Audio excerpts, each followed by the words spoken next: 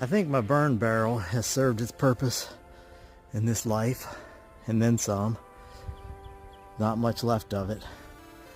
It's got a good draft though, that's for sure. Plenty of oxygen. Including the bottom.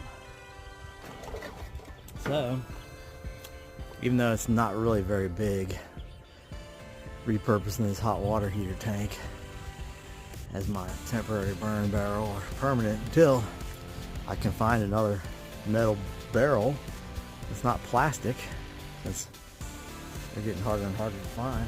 Thought about making a burn bin, but it doesn't really work. I mean, it might, but it's too big of a footprint.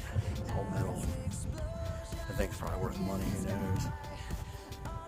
I was thinking about how to try to make like a rocket stove out of the pipe running through the middle of this, but burn barrel. What do you think?